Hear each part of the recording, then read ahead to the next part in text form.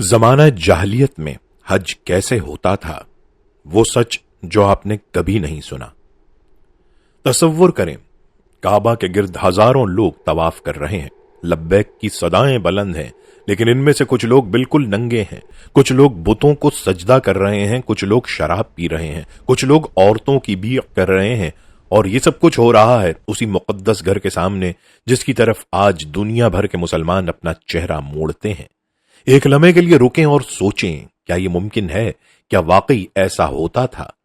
جی ہاں، یہ ہے زمانہ جاہلیت کا حج۔ آج ہم آپ کو اس تاریک دور کی ایسی حقیقتیں بتائیں گے جو شاید آپ نے کبھی نہیں سنی ہوں گی، اور آخر میں ہم بتائیں گے کہ اسلام نے اس سب کو کیسے بدلا اور کیوں۔ یہ جاننا آج کے مسلمانوں کے لیے بھی بہت ضروری ہے۔ بسم اللہ الرحمن الرحیم۔ السلام علیکم ورحمۃ اللہ وبرکاتہ۔ خوش آمدید چینل تقوی اسلامک میں۔ آج کی یہ ویڈیو تاریخ کے ان صفحات کو پلٹے گی جو عام طور پر ہمارے سامنے نہیں آتے۔ آج ہم بات کریں گے زمانہ جاہلیت کے حج کی، اس دور کے حج کی جب عربوں کے دل اللہ سے غافل تھے لیکن کعبے کی محبت پھر بھی ان کے خون میں تھی۔ لیکن پہلے ایک بنیادی سوال، حج کب شروع ہوا؟ قرآن مجید میں اللہ تعالیٰ نے سورہ الحج میں ارشاد فرمایا، اور لوگوں میں حج کا اعلان کر دو، وہ تمہارے پاس پیدل آئیں گے اور دبلے اونٹوں پر دور دراز کے راستوں سے۔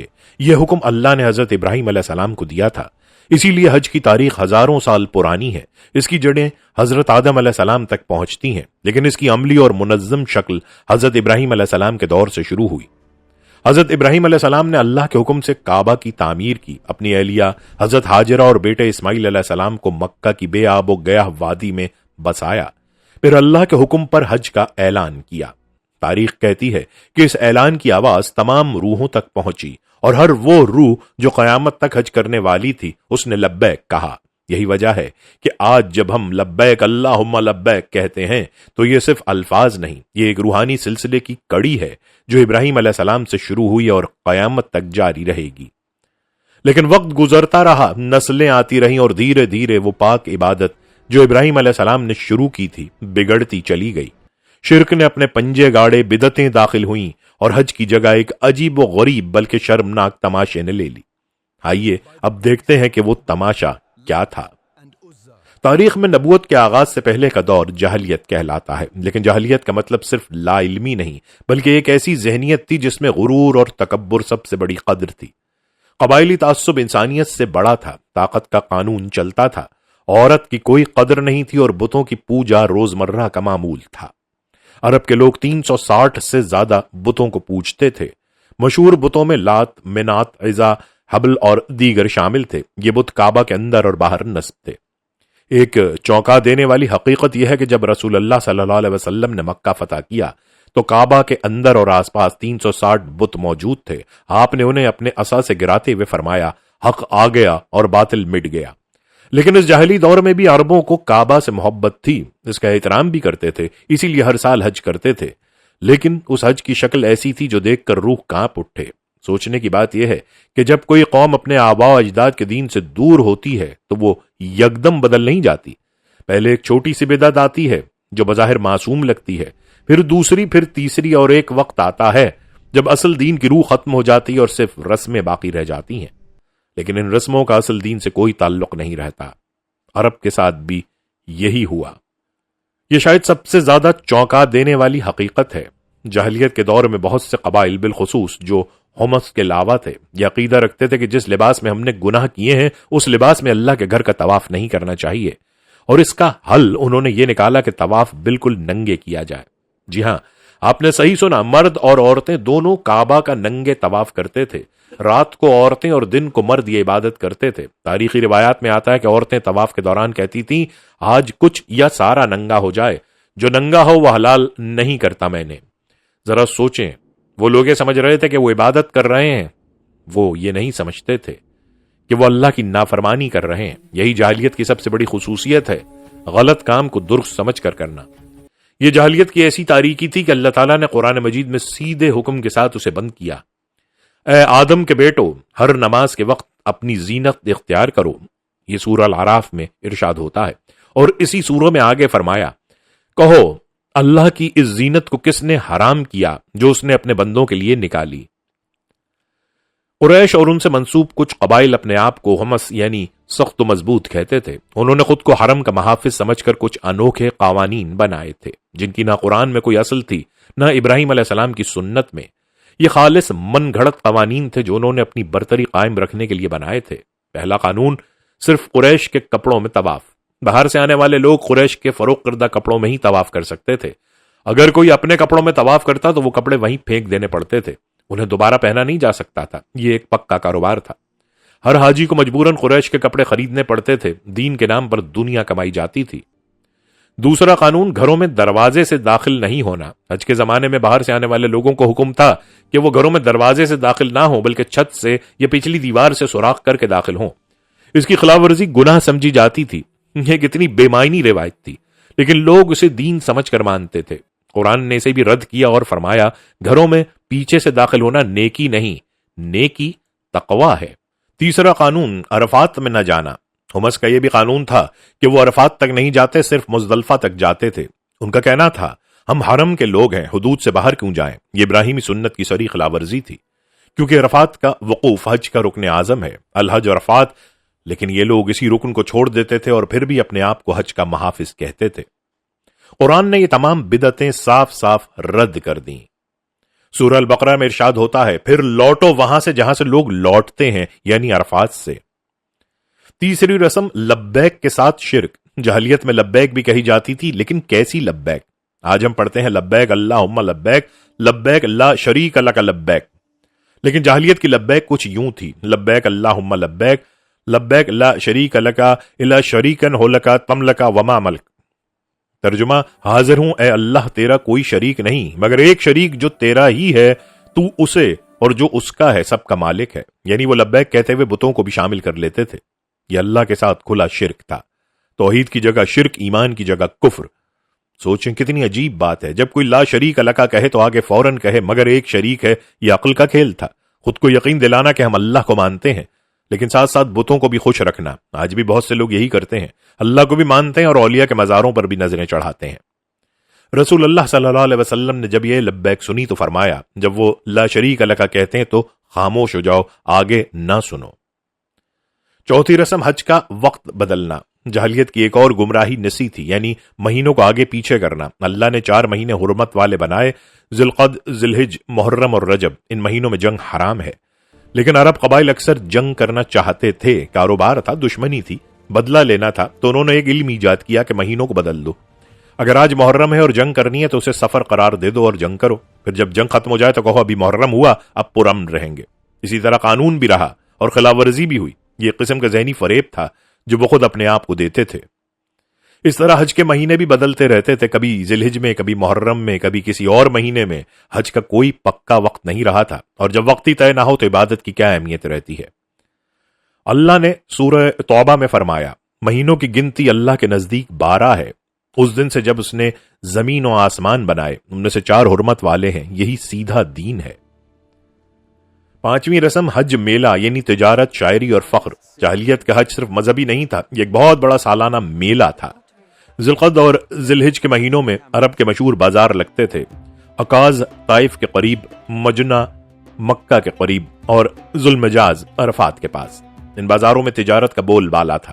اونٹ، گھوڑے، غلام، ہتھیار، کپڑا، خوشبو سب کچھ بکتا تھا. لیکن صرف تجارت نہیں، یہاں شاعری کے مقابلے بھی ہوتے تھے. عرب شاعری کو بہت فخر سے دیکھتے تھے. عکاظ میں بڑے بڑے شعراء اپنے قصیدے پڑھتے تھے. جو جیت جاتا اس کا قصیدہ کعبے کی دیوار پر سونے سے لکھ کر لٹکایا جاتا. یہی مولقات سبع ہیں جو آج بھی عربی ادب کا شاہکار ہیں. 7 مشہور قصائد جو کعبے کی دیوار پر لٹکائے گئے، اسی سے ان کا نام مولقات یعنی لٹکی ہوئی چیزیں پڑا. یہاں قبائلی فخر بھی ہوتا تھا. ہر قبیلہ اپنے آبا اجداد کی بہادری کے قصے بیان کرتا، اپنے مردوں کی تعریف، اپنے قبیلے کی شان، اور یہ فخر کبھی کبھی لڑائی تک پہنچ جاتا تھا. بازاروں میں کھلے عام شراب پی جاتی اور جوا کھیلا جاتا. بہت سے قبائل اپنے پرانے جھگڑے یہاں نمٹاتے تھے اور نئے جھگڑے بھی شروع ہو جاتے تھے. یعنی حج ایک مذہبی، تجارتی، سماجی اور سیاسی اجتماع بن گیا تھا اور خالص عبادت کی روح تقریباً ختم ہو گئی تھی. اللہ کا ذکر تھا لیکن دلوں میں نہیں، زبانوں پر، اور وہ بھی دنیاوی مقاصد کے ساتھ. چوتھی تبدیلی تھی عورت کا مقام یعنی جاہلی حج میں. جاہلیت میں عورت کا حج بھی اس کی زندگی جیسا تھا، بے وقار، بے حرمت. جاہلی حج میں عورت کے ساتھ جو ہوتا تھا وہ دل کو دہلا دیتا ہے. عورتوں کو بتوں کے گرد ننگے طواف کروایا جاتا تھا۔ بعض روایات میں آتا ہے کہ عورتوں کا ننگا طواف رات کو کروایا جاتا تھا تاکہ شرم تھوڑی بچی رہے، لیکن یہ کوئی رعایت نہیں تھی، یہ اتنا ہی ظلم تھا جتنا دن کو ہوتا۔ حج کے دوران عورتوں کی خرید و فروخت ہوتی تھی، غلام لڑکیاں بازاروں میں بھیجی جاتی تھیں۔ اسی مقدس سرزمین پر جہاں لبیک کی آوازیں بلند ہوتی تھیں، بیوگان اور طلاق یافتہ عورتوں کو زبردستی دوسری جگہ نکاح میں دے دیا جاتا تھا، ان کی مرضی کے بغیر۔ بعض قبائلی لڑکیوں کو حج سے روک دیتے تھے یا صرف مردوں کی خدمت کے لیے ساتھ لے جاتے تھے۔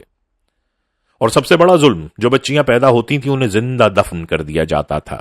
یہ قوم جو اللہ کے گھر کی خدمت کا دعویٰ کرتی تھی، اللہ کی بنائی ہوئی اس بچی کو مٹی میں دبا دیتی تھی، صرف اس لیے کہ وہ لڑکی تھی۔ اسلام نے عورت کو وہ مقام دیا جو اس سے پہلے کسی تہذیب نے نہیں دیا تھا۔ حج میں مرد و عورت کی عبادت برابر ہوئی، پردے کا حکم آیا، عزت کے لیے، قید کے لیے نہیں، اور محرم کے بغیر سفر ممنوع جیسا قانون عورت کی حفاظت کے لیے آیا تاکہ وہ تنہا سفر میں ظلم کا شکار نہ ہو۔ رسول اللہ صلی اللہ علیہ وسلم نے فرمایا، عورتوں کے ساتھ بھلائی کرو، اور یہ حکم صرف الفاظ نہیں تھے بلکہ اسلام نے عورت کو میراث کا حق دیا، طلاق کا حق دیا، تعلیم کا حق دیا، اور اپنی مرضی سے نکاح کا حق دیا۔ یہ سب وہ حقوق ہیں جو جاہلیت میں سرے سے موجود نہیں تھے۔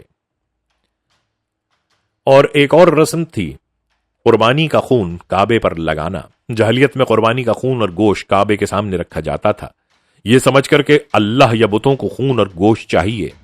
اونٹ، گائے، بکریاں ذبح کی جاتی اور ان کا خون کعبے کی دیوار پر لگایا جاتا، گوشت کعبے کے قریب پھینک دیا جاتا۔ یہ سوچ کتنی غلط تھی کہ اللہ کو خون اور گوشت کی ضرورت ہے، جیسے کوئی بادشاہ بھوکا اور اسے کھانا پیش کیا جائے۔ لیکن یہی جاہلیت کی سوچ تھی، وہ اللہ کو بھی انسانوں جیسا سمجھتے تھے۔ اسلام نے صاف کہہ دیا، اللہ تک ان کا گوشت نہیں پہنچتا اور نہ ان کا خون، لیکن اس تک تمہارا تقوی پہنچتا ہے۔ یہ آیت آج بھی اتنی ہی اہم ہے۔ آج بھی بہت سے لوگ سمجھتے ہیں کہ قربانی کا اصل مقصد گوشت ہے، یا کہ زیادہ بڑا جانور ذبح کرنے سے زیادہ ثواب ملتا ہے، لیکن اللہ کے نزدیک تقوی اہم ہے، وہ ادب اور خوف جو دل میں ہو۔ 7ویں رسم تھی صفا و مروہ میں بت پرستی کا رنگ۔ صفا اور مروہ کے پاس بھی بت نصب تھے، اصاف صفا پر اور نائلہ مروہ پر۔ جاہلی قصے کے مطابق یہ دونوں ایک مرد اور عورت تھے جنہوں نے کعبہ میں گناہ کیا تھا اور اللہ نے انہیں پتھر بنا دیا تھا، بعد میں انہیں بت بنا کر پوجا شروع ہو گئی۔ مسلمانوں کو ابتدا میں ان بتوں کی وجہ سے صفا مروہ کی صحیح کرنے میں تردد ہوتا تھا۔ وہ سوچتے تھے کہ جب جاہلیت میں یہاں بت تھے اور لوگ ان کی پوجا کرتے تھے تو کیا ہم بھی یہاں چلنے سے شرک میں شامل تو نہیں ہوں گے؟ تب اللہ نے فرمایا، بے شک صفا اور مروہ اللہ کی نشانیوں میں سے ہیں۔ یہ سورہ البقرہ میں ارشاد ہوا، یعنی جگہ گناہ کی نہیں، رسم ابراہیمی ہے، اسے جاری رکھو۔ یہ حضرت ہاجرہ کی سعی کی یاد ہے جب وہ اپنے بچے کے لیے پانی ڈھونڈنے کے لیے صفا اور مروہ کے درمیان دوڑتی تھیں۔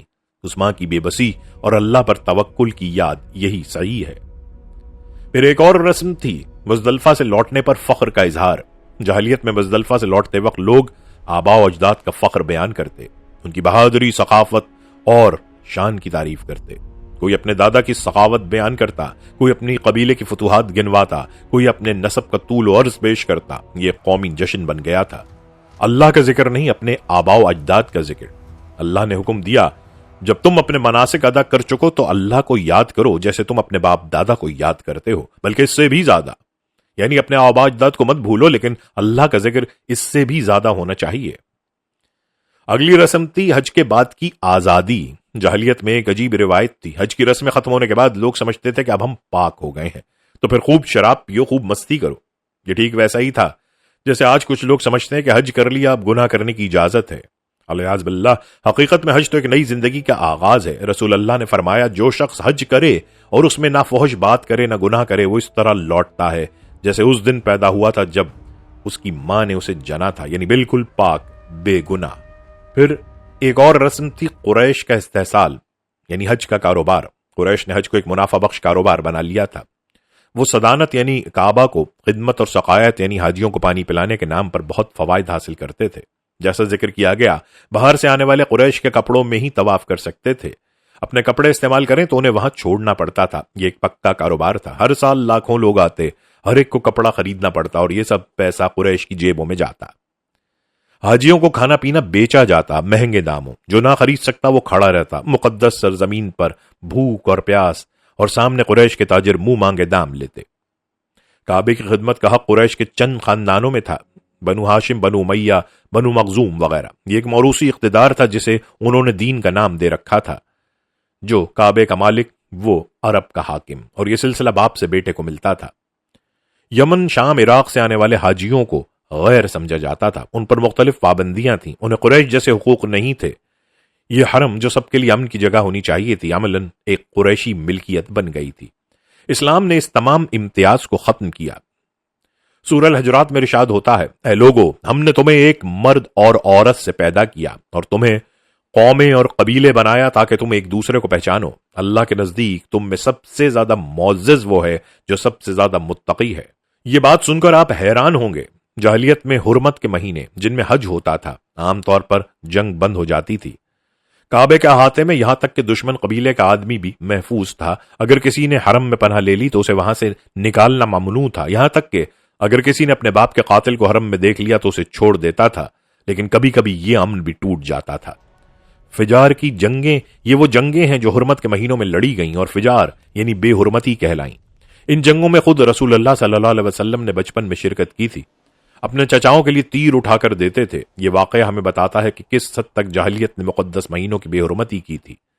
جو مقدس مہینوں میں بھی جنگ ہو رہی تھی اور اس میں نبی پاک کو بھی شریک ہونا پڑا تو سمجھ آتا ہے کہ اس وقت حالات کتنے خراب تھے۔ اب سب سے اہم سوال، کعبہ جو توحید کے لیے بنا تھا، وہاں بت کیسے آئے؟ تاریخ کی کتابوں میں آتا ہے کہ سب سے پہلا بت جو مکہ لایا گیا وہ حبل تھا۔ اسے خزاعہ قبیلے کے ایک شخص عمرو بن لہی نے شام سے لانے کی جرت کی تھی۔ عمرو بن لہی کو عرب بہت اچھا اور متقی آدمی سمجھتے تھے۔ وہ بیمار اور غریبوں کی مدد کرتا تھا، وہ مہمان نواز تھا، لوگ اسے عزت کی نظر سے دیکھتے تھے۔ اس نے شام جا کر لوگوں کو بتوں کی پوجا کرتے دیکھا اور سوچا کہ یہ بھی کوئی اچھی چیز ہوگی، ورنہ اتنے لوگ اسے کیوں مانتے۔ وہ حبل نامی بت لے کر آیا اور کعبے کے اندر نصب کر دیا۔ یہ بات سوچنے کی ہے، ایک نیک آدمی، ایک خیر خواہ انسان، اس نے یہ کام کیا اور یہی اس کی اصل غلطی تھی کہ اس نے دین میں اپنی رائے سے کچھ نیا داخل کر دیا۔ نیت اچھی ہو سکتی ہے لیکن عمل غلط ہو تو نتیجہ تباہ کن ہوتا ہے۔ پھر عرب قبائل ہر طرف سے اپنے اپنے بت لاتے رہے، ہر قبیلے نے اپنا بت کعبے کے پاس رکھ دیا۔ بتدریج 360 بت ہو گئے، یعنی ہر دن کے لیے ایک بت سے بھی زیادہ۔ رسول اللہ صلی اللہ علیہ وسلم نے فرمایا کہ عمرو بن لہی نے بتوں کی پوجا شروع کرائی اور آپ نے فرمایا کہ میں نے اسے جہنم میں اپنی آنتیں کھینچتے دیکھا۔ یہ روایت ایک گہری سچائی بیان کرتی ہے کہ جو شخص دین میں گمراہی کا راستہ کھولے اس کے اثرات نسلوں تک رہتے ہیں۔ عمرو بن لہی کے بعد سینکڑوں سال تک عرب بتوں کی پوجا کرتے رہے اور اس کی ذمہ داری اس پہلے شخص پر بھی تھی جس نے یہ سلسلہ شروع کیا۔ سن 9 ہجری میں اللہ نے ایک انقلابی حکم نازل فرمایا۔ سورہ التوبہ میں ارشاد ہوتا ہے، اے ایمان والو، مشرک ناپاک ہیں، بس اس سال کے بعد مسجد حرام کے قریب نہ آنے پائیں۔ یہ اعلان سورہ البرات کا تھا جب حضرت ابوبکر صدیق اس سال حج کے امیر تھے۔ راستے میں حضرت علی آئے اور 9 ذی الحجہ کو عرفات میں اور 10 ذی الحجہ کو منی میں یہ اعلان پڑھا، اس سال کے بعد کوئی مشرک حج نہ کرے، کوئی ننگا طواف نہ کرے۔ جس نے رسول اللہ صلی اللہ علیہ وسلم سے عہد کیا ہے وہ اپنی مدت تک قائم رہے گا، اور جس نے کوئی عہد نہیں کیا اسے 4 مہینے دیے جاتے ہیں۔ یہ تھا وہ اعلان جس نے جاہلیت کا حج کا باقاعدہ خاتمہ کر دیا۔ اب کعبہ صرف موحدین کے لیے تھا، مشرکوں کے لیے نہیں۔ اب لبیک صرف اللہ کے نام کی تھی، بتوں کے نام کی نہیں۔ پھر آیا وہ عظیم سال یعنی 10 ہجری۔ رسول اللہ صلی اللہ علیہ وسلم نے اپنی زندگی کا واحد اور آخری حج ادا فرمایا، حجۃ الوداع۔ وہ لمحہ 9 ذی الحجہ، عرفات کا میدان، لاکھوں صحابہ کرام حاضر ہیں۔ کچھ روایات میں آتا ہے کہ 1 لاکھ سے زیادہ، کچھ میں 1,44,000 کا ذکر ہے۔ نبی پاک صلی اللہ علیہ وسلم اونٹ پر سوار ہیں، آواز دور دور تک پہنچ رہی ہے۔ آپ نے فرمایا، اے لوگو، شیطان اس سے مایوس ہو گیا ہے کہ اس سرزمین میں کبھی اس کی عبادت کی جائے۔ اور پھر وہ الفاظ جو قیامت تک گونجتے رہیں گے اس دن نازل ہوئے، آج میں نے تمہارے لیے تمہارا دین مکمل کر دیا اور تم پر اپنی نعمت پوری کر دی اور تمہارے لیے اسلام کو دین کے طور پر پسند کیا۔ جب یہ آیت نازل ہوئی تو حضرت عمر رو پڑے۔ کسی نے پوچھا کیوں رو رہے ہو؟ فرمایا کیونکہ کمال کے بعد زوال ہوتا ہے، یعنی یہ دین مکمل ہو گیا اور نبی صلی اللہ علیہ وسلم کا وقت قریب آ گیا۔ اور واقعی حضرت ابن عباس کا کہنا ہے کہ یہ آیت نازل ہونے کے 81 دن بعد رسول اللہ صلی اللہ علیہ وسلم وفات پا گئے۔ اس خطبے میں رسول اللہ صلی اللہ علیہ وسلم نے وہ تمام بنیادی حقوق بیان فرمائے جو اسلام نے انسانیت کو دیے، جانوں کی حرمت، مال کی حرمت، عزتوں کی حرمت، عورتوں کے حقوق، غلاموں کے ساتھ حسن سلوک، اور پھر فرمایا میں نے تم میں 2 چیزیں چھوڑ دی ہیں، جب تک تم انہیں تھامے رکھو گے گمراہ نہ ہوگے، اللہ کی کتاب اور میری سنت۔ اب ذرا موازنہ کریں جاہلی حج اور اسلامی حج میں کیا فرق آیا۔ جاہلی حج میں ننگا طواف ہوتا تھا، اسلام نے حرام کی سادہ اور پاکیزہ چادر دی، جاہلیت میں بتوں کی لبیک تھی، اسلام نے توحید کی لبیک دی، لبیک لا شریک لک۔ جاہلیت میں آباء و اجداد کا فخر تھا، اسلام نے اللہ کا ذکر دیا۔ جاہلیت میں شراب اور جوا تھا، اسلام نے پاکیزہ عبادت دی۔ جاہلیت میں امیر غریب کا فرق تھا، اسلام میں سب برابر ہیں، ایک سفید چادر میں، ایک قطار میں، ایک اللہ کے سامنے۔ جاہلیت میں حمص عرفات نہیں جاتے تھے، اسلام نے عرفات کو لازم کر دیا۔ الحج عرفات جاہلیت میں مہینے بدلے جاتے تھے، اسلام نے مقررہ وقت مقرر کر دیا۔ جاہلیت میں خون کعبہ پر لگایا جاتا تھا، اسلام نے کہا اللہ کو تقوی چاہیے، خون نہیں۔ جاہلیت میں عورت کی بے حرمتی تھی، اسلام نے عورت کو مقام اور حقوق دیے۔ ایک ہی جگہ ایک ہی رسم، لیکن روح بالکل مختلف۔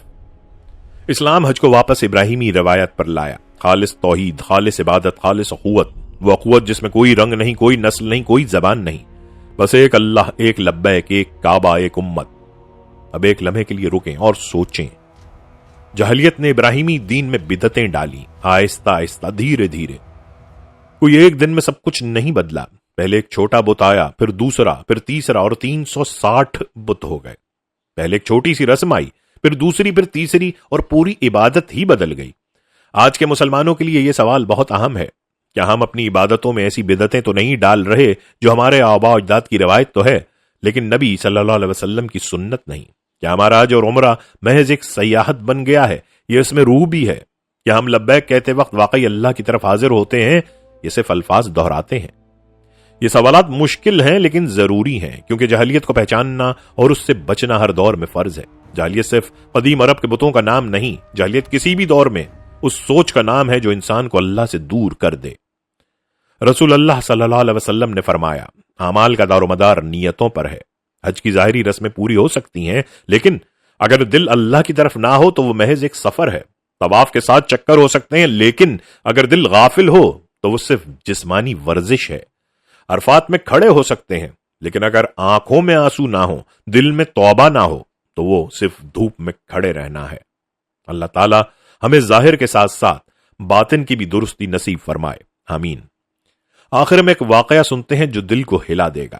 جب رسول اللہ صلی اللہ علیہ وسلم نے فتح مکہ کے دن کعبہ میں داخل ہو کر تمام بتوں کو گرایا اور کعبہ کو پاک کیا، تو پھر بلال بن رباح کو حکم دیا کہ کعبے کی چھت پر جا کر اذان دو۔ بلال جو کبھی غلام تھے، جنہیں مکہ کی گرم ریت پر تپایا گیا تھا، جن کے سینے پر پتھر رکھے گئے تھے، جن سے کہا گیا تھا کہ احد احد کہنا چھوڑ دو، آج وہ اس کعبے کی چھت پر کھڑے ہیں جہاں کبھی 360 بت تھے۔ وہ کبھی اس مکہ میں غلام تھے جہاں آج ان کی اذان گونجنے والی تھی۔ بلال کی آواز گونجی، اللہ اکبر، اللہ اکبر۔ قریش کے سردار نیچے کھڑے تھے۔ ابو سفیان ابھی تازہ مسلمان ہوئے تھے، کہنے لگے مجھے یہ بات اچھی نہیں لگی۔ ابو جہل کا بیٹا کرما بولا یہ میرے باپ کی بے عزتی ہے، لیکن سہیل بن عمرو نے کہا چپ رہو، اللہ نے جو چاہا وہ ہوا۔ وہ دن جاہلیت کا آخری دن تھا اور توحید کا پہلا دن۔ ذرا سوچیں، بلال کو ریت پر لٹا کر تپایا گیا تھا کہ وہ احد احد کہنا چھوڑ دیں، انہوں نے نہیں چھوڑا، اور آج اسی مکہ کی سب سے بلند جگہ پر کھڑے ہو کر وہ اعلان کر رہے ہیں اللہ اکبر۔ یہی اسلام کا پیغام ہے، حق کا غلبہ باطل پر ضرور ہوتا ہے، چاہے کتنا وقت لگے۔ دوستو، آج ہم نے دیکھا کہ کعبہ جو ابراہیم علیہ السلام نے توحید کے لیے بنایا، اسے جاہلیت نے کیا بنا دیا تھا۔ ننگے طواف، بتوں کی عبادت، شرک کی لبیک، قبائلی فخر، عورت کی بے حرمتی، یہ سب اس مقدس گھر کے سامنے ہوتا تھا۔ ہزاروں سال کی گمراہی نے ابراہیم علیہ السلام کے پاک دین کو ایک ناقابل شناخت چیز میں بدل دیا تھا۔ لیکن پھر وہ آخری نبی تشریف لائے، محمد مصطفیٰ صلی اللہ علیہ وسلم، جنہوں نے 23 سال کی محنت، قربانی اور جد و جہد سے اس گھر کو پھر سے اللہ کے لیے پاک کیا، اور صرف گھر نہیں، دلوں کو پاک کیا۔ وہ دل جو صدیوں سے بتوں کی طرف جھکے ہوئے تھے، انہیں اللہ کی طرف موڑا۔ وہ زبانیں جو شرک کی لبیک کہتی تھیں، انہیں توحید کی لبیک سکھائی۔ وہ ہاتھ جو بتوں کو سجدہ کرتے تھے، انہیں اللہ کے سامنے اٹھنا سکھایا۔ آج جب ہم لبیک اللہم لبیک کہتے ہیں تو یاد رکھیں کہ ابراہیم علیہ السلام نے یہ آواز لگائی، بلال نے یہ آواز بلند کی، اور کروڑوں مسلمانوں نے یہ سلسلہ جاری رکھا، اور یہ سلسلہ قیامت تک جاری رہے گا، جب تک اس زمین پر کوئی موحد باقی ہے۔ اللہ ہم سب کو صحیح دین سمجھنے اور اس پر عمل کرنے کی توفیق عطا فرمائے۔ اللہ تعالی ہم سب کو حج کی سعادت نصیب فرمائے۔ وہ حج جو مقبول ہو، جو دل کو بدل دے، جو ہمیں ابراہیم علیہ السلام کی روایت سے جوڑ دے، آمین۔ اگر یہ ویڈیو آپ کو پسند آئی تو لائک ضرور کریں، اپنے دوستوں اور گھر والوں کے ساتھ شیئر کریں، چینل تقوی اسلامک کو سبسکرائب کریں اور کمنٹس میں ہمیں بتائیں کہ آج کی ویڈیو میں کون سی ایسی بات تھی جو آپ کو سب سے زیادہ چونکا دینے والی لگی۔ اللہ تعالیٰ آپ کو اپنے حفظ و امان میں رکھے۔ والسلام علیکم ورحمۃ اللہ وبرکاتہ۔